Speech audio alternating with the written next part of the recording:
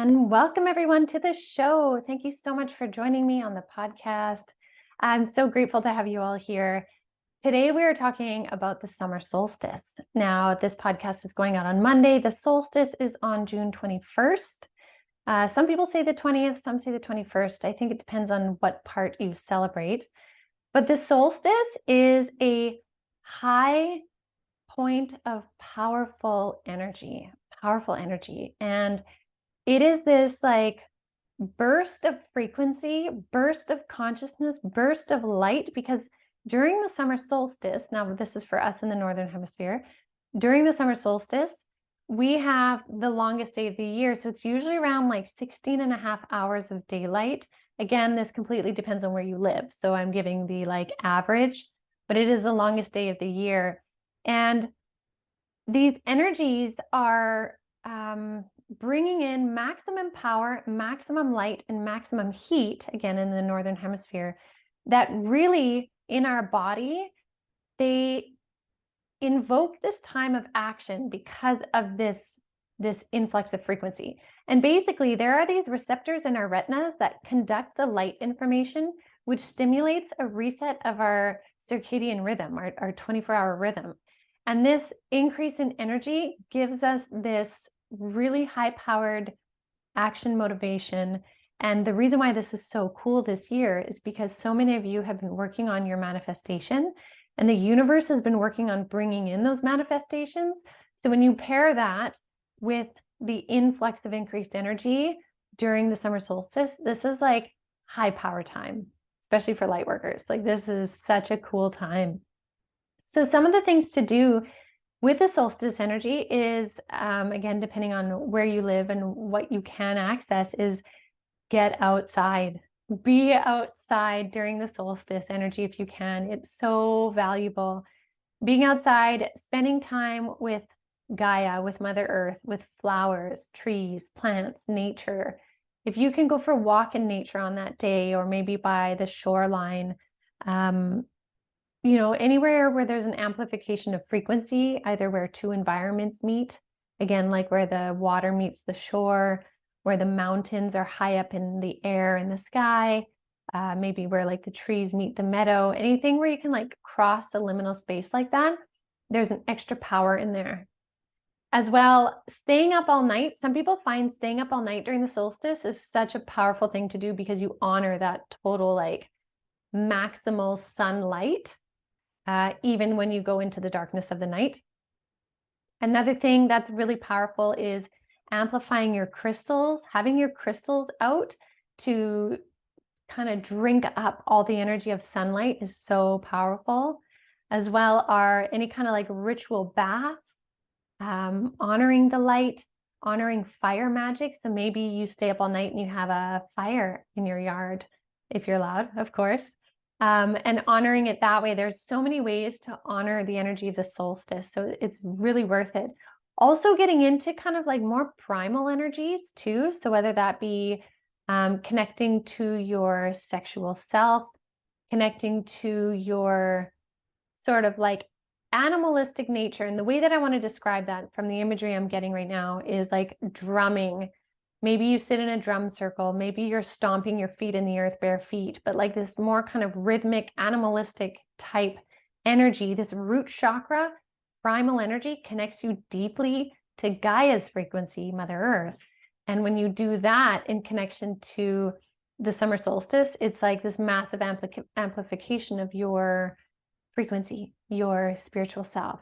So whichever way it draws you to it, it's worthwhile exploring because it's a beautiful frequency to work with. So this kind of consistent increase in consistent hours of solar energy brings us increase in consistent hours of solar consciousness, which we have talked about. This is essentially upgrades, significant upgrades. And the cool thing is too, is that these upgrades happen all summer. The more time spent in the sun, again, always practicing safe sun care, but the more time spent in the sun, the more you can increase that energetic upgrade for not only just your body, but your consciousness. Now, when I mean more time spent in the sun, I'm meaning like conscious time, where you are you could be out in the sun for maybe only half an hour, but in that half an hour, you're connecting with the energy of it and really breathing it in. That's a really powerful thing. I will be putting out a podcast soon on the solar flares to talk about this. So it'll be a beautiful addition to what we're talking about today.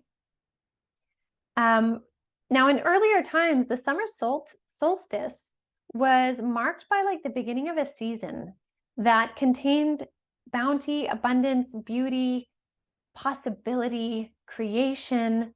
And so again, this is all amplified. These ideas are amplified. So any manifestation or intention setting that you do in the 3 days before and the 3 days after, so essentially kind of this whole week, will be magnified by the energy of the sun and its presence right now.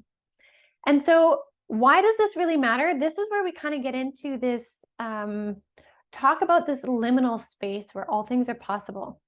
So during the summer solstice, the reason why people do these rituals or this time spent connecting to flowers, earth, Gaia, crystals, is because it connects into that liminal space. And that liminal space in folklore is the space where spirits and fairies can more easily cross into this realm. Now, this does not mean you have to believe in fairies. Many people just cannot wrap their head around it. And that is okay. But what it is this space that is being given the description of the fairy realm is this beautiful liminal space that essentially has a power-packed boost of energy. It is where we are able to move beyond just the understanding of the 4 elements and move into the understanding of the ether. The part of that 5th part of the elements, that 5th element that connects all of them together. And in that, we are all connected. And so you could almost see it like a neural network. So if each neuron is an element, earth, air, fire, or water, but then that part that connects that neuron to the next neuron being that liminal space, that would be like the ether. Now, when we understand the power in that liminal space, we understand how we can take the regular frequency of the elements in 3D and move them into our consciousness of 5D. Now, what this means is, this is where transformation happens. This is where thought can absolutely permeate and move with ether to manipulate elements. So an extreme example of this would be somebody that could manipulate water. If we see it in the movies all the time where, somebody has these magical powers and they can draw water and create a water spout and spin it over someone's house and then drop it, right? The way in which that would be possible would be to get into the ether, the spaces between each water molecule, each element piece, and spin it or bend that connection into a spiral, which would then pick the water up into a spiral. And then when that ether is released, the water would drop, right? So that's an example of this concept. So the energy of the summer solstice connecting to this realm allows us more access into the ether, meaning you have a greater connection to the elements, which is why the summer solstice is considered such a magical time. Magic is such a common word. So if we take this energy of ether and we apply it to our physical body, during the summer solstice, we have a greater ability to transform our physical body, which is why spending time in nature energetically is doing a whole ton for our body, because our body is really open to it. The ether, the energetics that connect one cell to another, is open to transformation. And Gaia, Mother Earth, has such a beautiful frequency that we can connect into it so much more. And so when we realize this, when we make this a conscious understanding, we then bring the possibility into our body. And when we bring that possibility into our body, the spirit of consciousness of Gaia can move in harmony with our body. And so what this does is, this is a beautiful time for awakening dormant DNA cells. These beautiful genetic codes from the library within the lineages that we are connected to can be awakened, can come online. And also, this is a beautiful time for awakening the crystalline DNA that surrounds our DNA and is waiting to be ignited. Some people see that as like another helix that surrounds or runs parallel to our physical helix, if you will, but it is the spiritual aspect of us. So when that crystalline aspect comes online, our frequencies go much higher, meaning our access to all things, spirit, consciousness, manifestation, manipulation of elements, comes online. And this is all part of the process of ascension. So again, this is why summer solstice is considered such an unbelievably sacred time. When you spend time in this thought or pondering these things during this massive extended amount of solar light, it allows your body and your mind and your spirit, mostly your body and your mind, because your spirit already knows this, but to drink in these understandings, to bring this into your known consciousness. And the neat thing is once your mind decides that something is known, it then decides it is possible. And the minute we give permission with our brains that something is possible, it can be created energetically.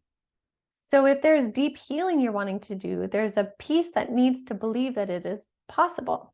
And I'm not saying it's just as simple as like, oh, this is possible, here it is. Because sometimes we might try to think that, but we don't quite believe it fully yet.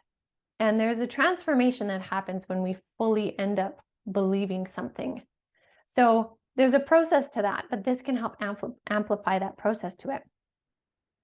And so anchoring your energy into Gaia and continually coming back to a place of love and compassion for self and others can really help anchor in this higher frequency, so that what you experience during the solstice can really be anchored into your being or embodied.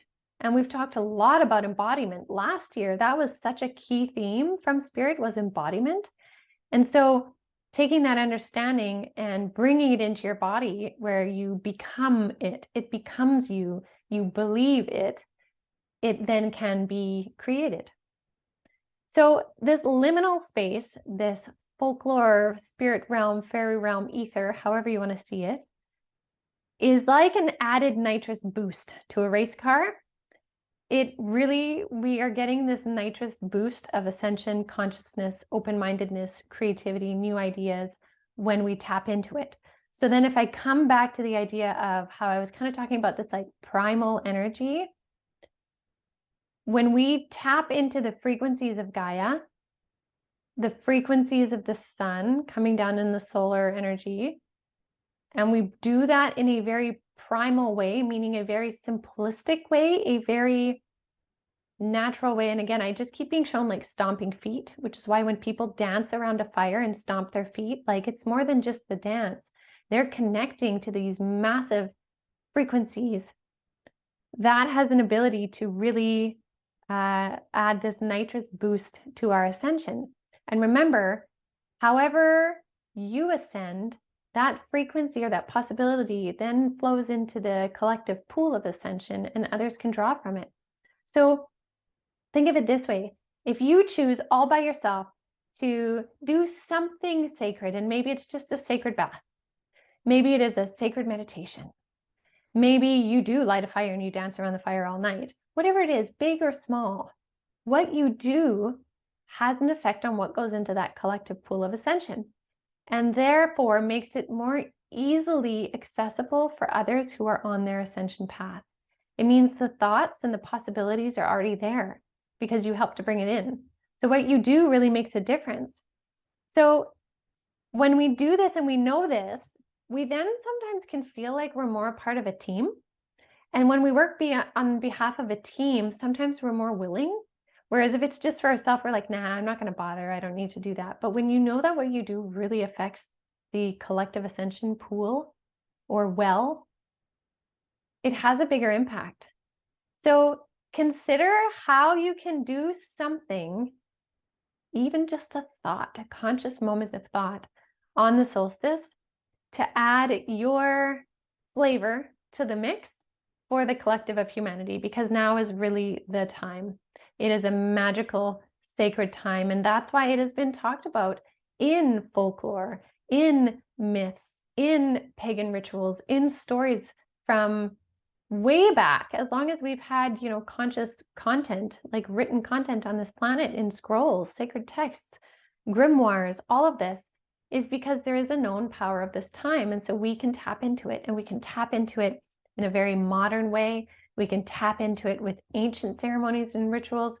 We can tap into it with just even a thought of gratitude for where you are at this time. That gratitude goes in the collective pool. And maybe when somebody else drinks from that pool or that well, they drink in that piece of gratitude. And therefore they're like, I can have gratitude for this moment.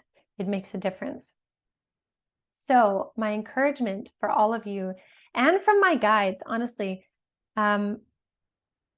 is really to give yourself a moment of something this solstice. Create it in whichever way you want, but give yourself permission for at least a moment of consciousness and see what that brings in for you. Because here's the last part. When you give yourself that moment of conscious intention or gratitude, you then amplify your manifestation ability. It always comes around in cycles. What you put out, you get back. And if we compare this to tarot cards, this would be like the Six of Pentacles. The energy that you give out in terms of pentacles, you will then also be given back by the universe in terms of pentacles. Now, pentacles can represent material things, money, but they're really like tangible things you do in this 3D world. What you put out, you will then also get back. I guess we could compare it to karma a little bit. But what you do with your energy really matters. And so it's a neat time to see how that plays out for you. So I would encourage you to look at it that way as well. So all to say, I hope you all have an amazing solstice in whichever way you celebrate. May you celebrate within your heart space, feeling connected to all things, to all elements, to the ether, to all possibilities of healing, growth, ascension, change, gratitude, transformation, you name it. May you feel worthy enough to allow yourself to feel connected into all of it, because you are. And it's just your own mind and consciousness that has to allow you to be there. So I hope you find yourself there on this solstice. So thank you all so much for joining me as always. I hope you have a wonderful week, wonderful manifestations, and I look forward to connecting with all of you next week. Have a good one.